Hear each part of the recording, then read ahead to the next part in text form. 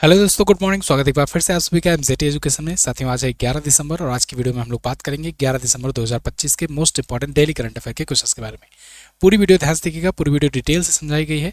अगर वीडियो पसंद आए तो इसे लाइक, शेयर और चैनल को सब्सक्राइब जरूर करना। चलिए शुरुआत करते हैं हम लोग कल के रिवीजन से। कल हम लोगों ने पढ़ा था अंतर्राष्ट्रीय भ्रष्टाचार विरोधी दिवस मनाया जाता है 9 दिसंबर को। गांधीनगर में अर्थ समिट आयोजन किया गया और इसका उद्घाटन अमित शाह जी ने किया है। और भारत में बैंक ऑफ अमेरिका का सीईओ नियुक्त किया गया विक्रम साहू को। इसके अलावा प्रदूषण नियंत्रण के लिए मिस्ट स्प्रे सिस्टम ये शुरू किया गया है नई दिल्ली में। और इंडियन प्रीमियर लीग यानी आईपीएल गूगल पर सबसे ज़्यादा सर्च किया जाने वाला कीवर्ड बना, विषय बना। रोमन गॉफमैन ये मोसाद के नए चीफ होंगे। क्रिकेट में 20,000 रन पूरे करने वाले चौथे भारतीय बन गए हैं रोहित शर्मा। सचिन तेंदुलकर, राहुल द्रविड़, विराट कोहली, इन तीन के अलावा। और नुमालीगढ़ रिफाइनरी जो है ये नवरत्न का दर्जा पा गई है, स्टेटस पा गई है। दिव्य ज्योति सरकार ये 2 अंडों को पकड़े हुए 1 मिनट में सर्वाधिक 331 पंच लगाकर गिनीज वर्ल्ड रिकॉर्ड बनाए हैं। यूनेस्को के 20वें आईसीएच सत्र की मेजबानी भारत कर रहा है। और योगेश वाडाडेकर ये अभी राशि जैन के साथ मिलकर जेम्स वेब टेलीस्कोप से एक नया गैलेक्सी की खोज किए हैं जिसका नाम है अलकनंदा। मतदाता सूची को पूर्णतः डिजिटाइज करने वाला पहला राज्य बन गया है राजस्थान। इसके अलावा भारत दैट इज इंडिया नाम की पुस्तक ये लॉन्च की गई, इसको लिखा है अभिजीत जोग ने। पंचकुला हरियाणा में 11वां इंडिया इंटरनेशनल साइंस फेस्टिवल आयोजित किया गया। भारत में फुटबॉल को बढ़ावा देने के लिए प्रोजेक्ट महादेवा शुरू किया है महाराष्ट्र सरकार ने, ठीक है। और पशु कल्याण के लिए वैश्विक मानवतावादी पुरस्कार अनंत अंबानी को मिला है। ये टॉप 16 क्वेश्चन थे कल की वीडियो से जिनका आपने किया रिविजन। अब हम लोग आज की करंट अफेयर की तरफ बढ़ेंगे, लेकिन एक जरूरी बात, ई बुक आ चुकी है ब्रह्मास्त्र करंट अफेयर की। उस ई बुक को जाइए फटाफट से परचेज कर लीजिए एमजेटी ऐप पर। मात्र 99 रुपये में है, इसमें कोई डिस्काउंट नहीं आने वाला है, तो इंतजार करने का कोई फायदा है नहीं। बाकी एमजेटी एजुकेशन के टेलीग्राम चैनल पर ही ज्वाइन कीजिए, यहीं पर आपको रात को पीडीएफ भेज दी जाती है 9 बजे। पहला क्वेश्चन देखते हैं। आज का पहला क्वेश्चन है अंतर्राष्ट्रीय मानव अधिकार दिवस कब मनाया गया? तो इंटरनेशनल ह्यूमन राइट्स डे या कहें मानव अधिकार दिवस 10 दिसंबर को मनाया जाता है प्रत्येक वर्ष। मानव अधिकार के प्रति अवेयरनेस फैलाने के लिए मानवों का क्या अधिकार होता है। जैसे अपने यहाँ तो इंडिया में तो मानव अधिकार को लेकर के बहुत सारी चीज़ें हैं और संविधान में भी मौलिक अधिकार का भी वर्णन किया गया है ना, अनुच्छेद 12 से 35 लेकर। तो ह्यूमन राइट्स मतलब ह्यूमन को कहीं पर रहने के लिए क्या क्या उनको अधिकार मिलने चाहिए। जैसे कुछ बोलने की स्वतंत्रता, कुछ करने की, अपना काम करने की स्वतंत्रता, अपना कुछ सोचने की, अपना कुछ करने की स्वतंत्रता, रहने की स्वतंत्रता, जीने खाने की स्वतंत्रता, है ना, संपत्ति रखने की स्वतंत्रता। ये सब जो स्वतंत्रता है या ये सब जो अधिकार हैं मिलते हैं, या किसी से कुछ बात कोई पूछने की स्वतंत्रता, कोई इन्फॉर्मेशन निकालने की स्वतंत्रता, ये सब जो स्वतंत्रता है, ये अधिकार है, इसके प्रति लोगों में अवेयरनेस डालने के लिए ये दिवस मनाया जाता है विश्व भर में। तो 10 दिसंबर को अंतर्राष्ट्रीय स्तर पर मनाया जाता है। थीम क्या है? Human rights our everyday essential, यानी मानव अधिकार हमारी रोजमर्रा की अनिवार्यताएं, ये थीम है।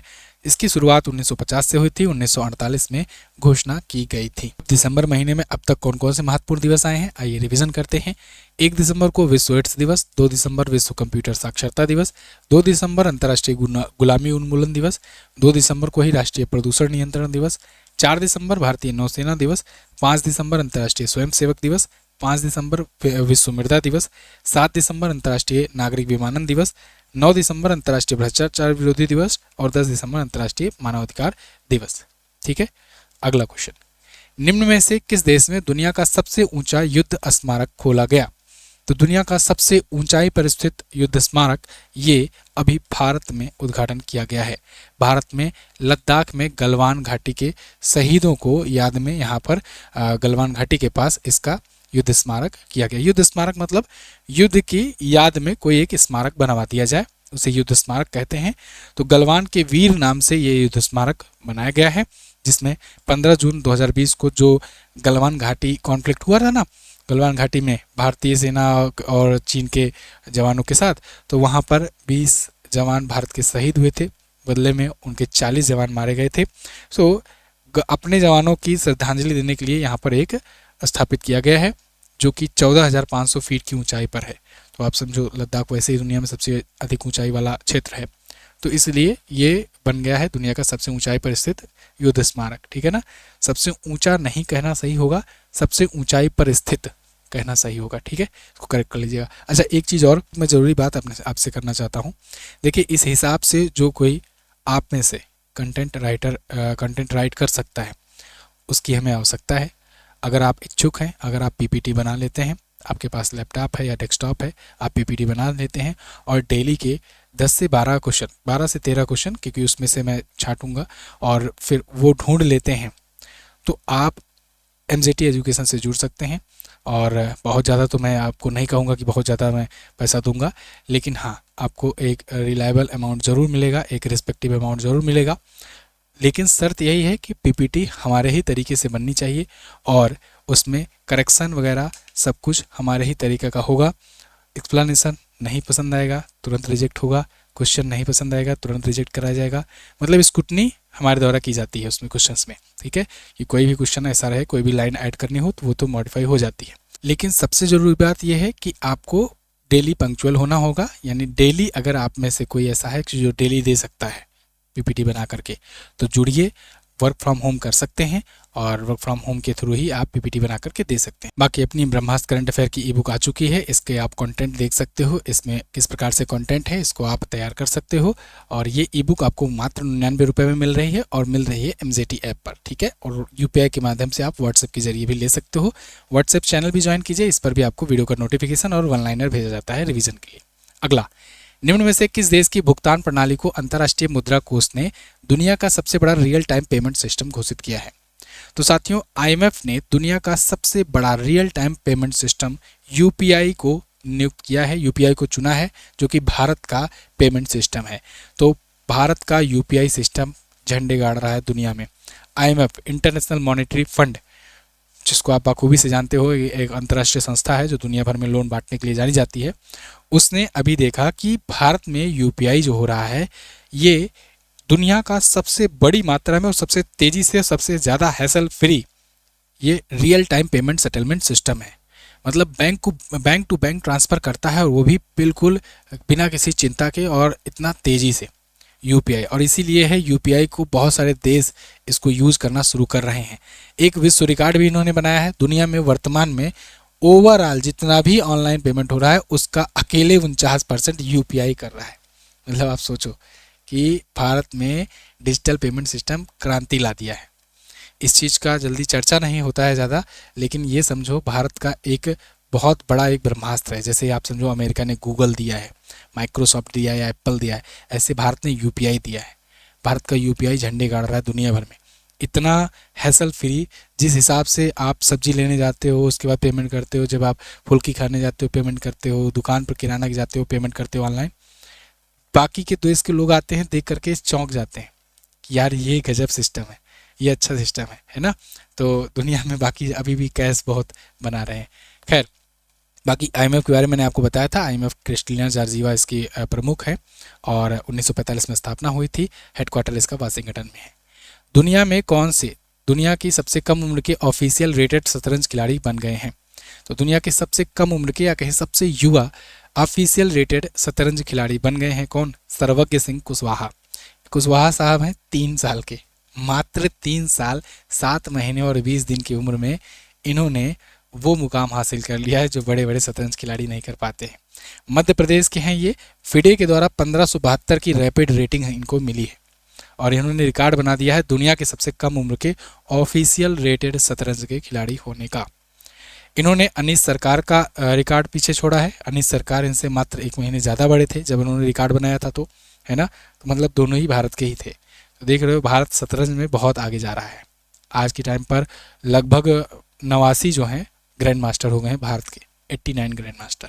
अगला, किस राज्य में भारत का दूसरा अंतर्राज्यीय बाघ स्थानांतरण किया गया? अब तक का दूसरी बार अंतर्राज्यीय बाघ स्थानांतरण। अंतर्राज्यीय बाघ स्थानांतरण का मतलब एक राज्य से बाघों को ले जाकर दूसरे राज्य में शिफ्ट किया जाए, दूसरे राज्य के वन्य जीव अभयारण्य में शिफ्ट किया जाए। तो ये अब तक 2 ही बार हुआ है भारत में, है ना। एक बार 2018 में हुआ था और एक बार अब हुआ है। तो अभी हुआ है ये कहाँ पर? ये हुआ है अभी राजस्थान में, ठीक है। यहाँ देखिए रामगढ़ विषधारी टाइगर रिजर्व जो है, इसने लेटेस्ट न्यूज़ ये निकाला है कि यहाँ टाइगर का यहाँ ट्रांसलोकेशन किया जा रहा है राजस्थान में। तो मध्य प्रदेश के पेंच टाइगर रिजर्व से ला करके एक बाघिन को 800 किलोमीटर दूर राजस्थान के बूंदी जिले में स्थित रामगढ़ विषधारी टाइगर रिजर्व में रखा जाएगा। ठीक है, ये हवाई मार्ग से आ रहा है भाई साहब, समझ रहे हो, प्लेन से आ रहा है ना। तो भारत का पहला अंतर्राज्यीय बाघ स्थानांतरण 2018 में हुआ था। यहाँ पर 2 बाघों को, एक मेल और एक फीमेल बाघ को मध्य प्रदेश के कान्हा और बांधवगढ़ टाइगर रिजर्व से लाकर उड़ीसा के सतकोरिया टाइगर रिजर्व में स्थानांतरित किया गया था। अब आप सोचोगे ये न्यूज़ क्यों बन रही है, ये इतना इम्पोर्टेंट क्यों है? ये इम्पोर्टेंट है, ये बहुत ही गंभीर चीज़ है और ये संतुलन बनाए रखने के लिए बहुत आवश्यक होता है। आपने देखा अभी जब प्रोजेक्ट चीता चलाया गया 2022 में, उसके प्रोजेक्ट चीता के तहत अफ्रीका से हम लोग लेकर आ रहे हैं चीता ला रहे हैं भारत में, और कुनो नेशनल पार्क और गांधी सागर वन्यजीव अभयारण्य में रखा जा रहा है। इससे क्या होता है, इससे प्राकृतिक संतुलन बना रहता है, इससे जानवरों के उन्मूलन होने का खतरा भी कम होता है। अभी मैंने कुछ दिन पहले ही आपको बताया था, जो मुखी नाम की जो फीमेल बाघिन थी, है ना, सॉरी फीमेल चीता थी, जो ज्वाला की बेटी थी, तो ज्वाला की वो बेटी थी, वो यहाँ पहली वयस्क चीता बनी। उसके बाद उसने अभी हाल फिलहाल में 5 शावकों को जन्म दिया। तो इससे अब यहाँ पर डेमोग्राफी चेंज हो रही चीताओं की और संख्या बढ़ रही है। तो ये प्रोजेक्ट चीता की सफलता है। ऐसे ही अब जब एक क्षेत्र में जब चीता टाइगर ज़्यादा हो जाते हैं या चीता ज़्यादा हो जाते हैं, तो उनको और भी जगहों पर लाया जाता है, जिससे वहाँ का भी संतुलन बनाया जा सके, बढ़ाया जा सके। इससे जानवरों का उन्मूलन का जो खतरा है, विलुप्त होने के जो कगार पे होते हैं, वो संख्या कम होती है, धीरे धीरे होती है। मुझे याद है कि कानपुर के चिड़ियाघर में एक बार हम लोग गए थे, तो वहाँ पर कई सारे जानवर ऐसे थे जहाँ पर उनकी तस्वीर ऐसे टांग दी गई थी और ये बताया गया था कि यहाँ पर ये रहता था। मतलब सब कुछ घेरा गया है, सब कुछ किया गया है, लेकिन वहाँ पर लिख उठा है कि यहाँ 2 साल पहले तक था, उसके बाद मर गया या कुछ भी हो गया। तो जानवर तक नहीं है। तो ये बहुत गंभीर विषय है कि चिड़ियाघर में भी नहीं बच पा रहे हैं, जबकि वो सबसे संरक्षित क्षेत्र होता है। खैर, राजस्थान की राजधानी जयपुर होती है। राजस्थान यहाँ पर है, भारत का सबसे बड़ा राज्य है राजस्थान। भजनलाल शर्मा बीजेपी पार्टी से सीएम है। हरिभाऊ किशन बांगड़े यहाँ के गवर्नर हैं। 41 जिले हैं यहाँ पर, 200 विधानसभा में सीट है, 25 लोकसभा में और 10 राज्यसभा में सीट जाती है। राजस्थान बॉर्डर शेयर की बात करें तो ये पंजाब, हरियाणा, उत्तर प्रदेश, मध्य प्रदेश और गुजरात से अपना बॉर्डर लगाता है। पुष्कर, राजसमंद, जयसमंद, पिछोरा, सांभर ये प्रमुख झीलें यहाँ पर हैं। सरिस्का नेशनल पार्क है। रणथंभौर राष्ट्रीय उद्यान है। केवलादेव घाना पक्षी बिहार यहाँ पर है। घूमर, कालबेलिया और गोगा नृत्य, पनिहारी ये प्रमुख यहाँ के नृत्य हैं। अगला, हाल ही में राष्ट्रपति द्रौपदी मुर्मू ने 2023 और 2024 के लिए राष्ट्रीय हस्तशिल्प पुरस्कार किसे प्रदान किया? तो राष्ट्रीय हस्तशिल्प पुरस्कार ये प्रदान किया गया है अभी हाल ही में लैस राम मोमिचा को, इंदिरा देवी को और ए विमल देवी को। तो ये सभी को दिया गया है, बेसिकली बहुत सारे लोगों को दिया गया है अवार्ड। तो इनमें से ऑप्शन में उपरोक्त सभी सही होगा। 48 पुरस्कार टोटल दिए गए, जिनमें 12 शिल्प गुरु पुरस्कार थे, 36 जो थे राष्ट्रीय पुरस्कार थे, 2 डिजाइन इनोवेशन सहित। तो ये पुरस्कार राष्ट्रपति जी के द्वारा दिया गया 2023 और 24 दोनों के लिए। तो इनमें से ये प्रमुख नाम आप देख लीजिए। 1965 से ही राष्ट्रीय हस्तशिल्प पुरस्कार दिया जाता है। राष्ट्रीय हस्तशिल्प पुरस्कार जो हस्तशिल्प होते हैं, जो हाथ से बनाए हुए, हाथ से कढ़ाई किए हुए, हाथ से बनाए हुए जो उनकी शिल्प कलाएं होती हैं, उनको पहचानने के लिए, उनको ख्याति दिलाने के लिए, बढ़ावा देने के लिए ये पुरस्कार दिए जाते हैं। अगला, भारत में किस स्थान पर C-130J सुपर हरकुलिस का सबसे बड़ा सेंटर बनाया जाएगा? C-130J सुपर हरकुलिस ये विमान ट्रांसपोर्टर के लिए भी यूज होता है, भारी मात्रा में सेना वगैरह डिप्लॉय करने के लिए होता है। इसकी रख रखाव, इसके मरम्मत के लिए एक सबसे बड़ा जो सेंटर है ये खोला जा रहा है बेंगलुरु में।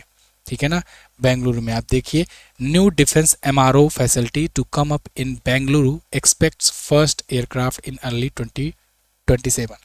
तो ये जो एयरक्राफ्ट होगा, इसमें अगर कोई दिक्कत आएगी तो इसकी मरम्मत के लिए पहले भेजा जाता था अमेरिका, अब यहीं बेंगलुरु में बन जाया करेगा। ऐसे ही अगर आपको याद होगा तो MRO सुविधा मैंने आपको बताया था कि हैदराबाद में बन रही है। ठीक है, तो यहाँ भी अत्याधुनिक टाटा एडवांस सिस्टम और अमेरिकी एरोस्पेस दिग्गज कंपनी है लॉकहीड मार्टिन, दोनों के संयुक्त प्रयास से ये बनेगा। एक्चुअल में इसे लॉकहीड मार्टिन ने ही बनाया हुआ है, तो उसी का है ये C-130J सुपर हरकुलिस। तो जो पहले लॉकहीड मार्टिन के पास भेजा जाना था, अब लॉकहीड मार्टिन इंडिया में टाटा एडवांस सिस्टम के साथ मिलकर के अपना सेंटर स्थापित कर रहा है कि यहीं पर मरम्मत करा लिया करेंगे। ठीक है, तो इससे ये हुआ, और भी बहुत सारे ऐसे विमान होंगे, उनकी रख रखाव मेंटेनेंस वगैरह हो पाएगी, यहाँ पर अमेरिका नहीं भेजना पड़ेगा। तो इसके साथ ही साथ एशिया पैसिफिक क्षेत्र के और भी देशों के जो विमान हैं उनको भी अमेरिका नहीं जाना पड़ेगा, वो भी इंडिया में आकर के मरम्मत करा लिया करेंगे। ठीक है, तो इससे लॉकहीड मार्टिन और भी देशों को बेच पाएगा कि भाई देखो यहाँ पर है। जैसे होता नहीं कि आप मोबाइल खरीदते हो या कोई एक प्रोडक्ट खरीदते हो, फिर वो ख़राब होता है तो कहते हैं कि भाई इसके कंपनी के सेंटर पर जाओ, तो वो पूछते हो कि इसका सर्विस सेंटर कहाँ है, तो वो बताते हैं कि आपके डिस्ट्रिक्ट में है, नहीं तो आपके डिस्ट्रिक्ट में नहीं है तो इस वाले डिस्ट्रिक्ट में है, वहाँ जाओ। ऐसे ही हुआ है। हाल ही में किस राज्य में भारत का पहला 24/7 ओपन नेटवर्क कोर्ट खोला गया? 24/7 ओपन नेटवर्क कोर्ट, सोचिए 24x7, ये बड़े अच्छा कदम हुआ है। तो ये केरल में किया गया है। केरल में अब वहाँ पर जो कोर्ट होगी, जो अदालतें होंगी, 24/7 खुले रहेंगे। तो 24/7 खुले रहने से क्या होगा, जो बहुत सारे केसेस जो पेंडिंग रह जाते हैं उनका निपटारा जल्द हो पाएगा, उनमें तेजी आएगी। इसे नाम दिया गया है 24/7 ऑन कोर्ट, 24/7 ऑन कोर्ट। तो ये एक पायलट प्रोजेक्ट के रूप में अभी केरल में यूज किया जा रहा है, अभी शुरू किया गया है। आगे हो सकता है केरल के हाई कोर्ट और हो सकता है बाकी राज्यों के हाई कोर्ट, फिर हो सकता है सुप्रीम कोर्ट में ये किया जाए। तो अगर ऐसा होगा तभी जो इतने मामले पेंडिंग हैं, मतलब आप गणना के अनुसार कई बार रिपोर्ट्स आती हैं कि 6-6 करोड़ मामले पेंडिंग हैं अभी कोर्ट में, इसीलिए डिसीजन आने में सालों साल लग जाते हैं। खैर, सुप्रीम कोर्ट के न्यायमूर्ति भूषण रामकृष्ण गवई ने इसका उद्घाटन किया था 2024 में। भूषण रामकृष्ण गवई नाम याद आ रहा है? नहीं याद आ रहा है? चलिए, चलो अब आएगा BR गवई, याद आया? ये सुप्रीम कोर्ट के चीफ जस्टिस ऑफ इंडिया होकर के अभी हाल फिलहाल में रिटायर हुए हैं। तो जब ये 2024 में सुप्रीम कोर्ट में जज थे तब इन्होंने इसका उद्घाटन किया था। अभी ये चीफ जस्टिस ऑफ इंडिया बनकर के रिटायर हुए हैं हाल फिलहाल में। अब आ गए हैं कौन? 53वें सुप्रीम कोर्ट के आए हुए हैं चीफ जस्टिस सूर्यकांत, ठीक है ना, जस्टिस सूर्यकांत। अगला केरल आया है, केरल के बारे में आप जानो, यहाँ पर है केरल। ठीक है, ये सब पेज मैं दूंगा। ठीक है, ये जो राज्य वाला पेज है ये मैं आपको दूंगा पीपीटी में। तो आप जो है जब पीपीटी बनाओगे, आप में से जो कोई भी इंटरेस्टेड होगा मैसेज करना, व्हाट्सएप करना। तो अगर बनाते हो तो ये कुछ चीज़ें जो रिवीजन पॉइंट है वो सब है वो आपको प्रोवाइड किया जाएगा, लेकिन बशर्ते जिस मॉडल में मैं कहूँगा, जिस तरीके से मैं कहूँगा, बाकायदे ट्रेनिंग दी जाएगी हमारी टीम के द्वारा, तो उसी धर्रे पर आपको बनाना है। ठीक है, और केवल हमारे लिए ही काम करना है, कई लोगों के लिए नहीं करना है ना। कुछ लोग जुड़ते हैं और उसके बाद उनका ये मनसा रहता है कि वो एक साथ 2-3 चैनल के लिए बनाएं, है ना। तो ऐसा नहीं करना है, हमारा कंटेंट हमारे तरीके से बनेगा। हम क्वेश्चन रिजेक्ट करेंगे, हम क्वेश्चन एक्सेप्ट करेंगे, और क्या कंटेंट देना है हमारे स्टूडेंट को ये पूरा सर्वाधिकार हमारा होगा, हमारे डिसीजन पर होगा। ठीक है ना, तो मतलब फिल्टर खूब छांट के किया जाता है। हम ऐसे नहीं है कि मतलब छोड़ दें पूरा कि भाई कोई भी क्वेश्चन लाओ और कोई भी क्वेश्चन दे दो, ऐसा नहीं है। MJT एजुकेशन जाना जाता है अपने कंटेंट के लिए, तो कंटेंट से हम लोग कोई गुस्ताखी नहीं करेंगे। हाँ, आप इंटरेस्टेड हैं, आप बना करके भेजिए, सैंपल दीजिए, 13 से 15 क्वेश्चन आप रोज़ भेजिए, उसमें से 10 क्वेश्चन फिल्टर होकर के जाया करेंगे। ठीक है, चलिए, अगर कोई इंटरेस्टेड है तो व्हाट्सएप ज़रूर करना। हाल ही में पेटा इंडिया का पर्सन ऑफ द ईयर पुरस्कार किसे प्रदान किया गया? पेटा इंडिया का पर्सन ऑफ द ईयर का पुरस्कार इस बार मिला है रवीना टंडन को, रवीना टंडन को मिला है। ठीक है ना, पेटा इंडिया का पर्सन ऑफ द ईयर चुना गया है। इंपॉर्टेंट क्वेश्चन होता है, ये पूछा जाता है। हाथियों की दुर्दशा के खिलाफ इन्होंने आवाज़ उठाई थी। कर्नाटक के एक मंदिर में हाथी रखने या लाइव रखने या किराए पर लेने का मना करने का जो निर्णय आया था उस पर इन्होंने सपोर्ट दिखाया था, तो इसलिए साथ ही साथ कुत्ते बिल्ली वगैरह को लेकर के फ़ोटो वगैरह खिंचाती रहती हैं, तो इसके लिए पेटा का दिल पिघल गया और पेटा ने इनको पर्सन ऑफ द ईयर का पुरस्कार दे दिया है। तो पेटा इंडिया की स्थापना 2000 में हुई थी। पेटा का मतलब people for ethical treatment of animal. ठीक है, people for the ethical treatment of animal. अगला, हाल ही में फ्रैंक गहरी का 96 वर्ष की उम्र में निधन हो गया। ये क्या थे? फ्रैंक गहरी ये एक आर्किटेक्ट थे, वास्तुकार थे, अमेरिकी वास्तुकार थे, काफ़ी फेमस थे, लीजेंडरी आर्किटेक्ट कहा जाता है इनको, और इनका अभी 96 वर्ष की आयु में निधन हो गया है।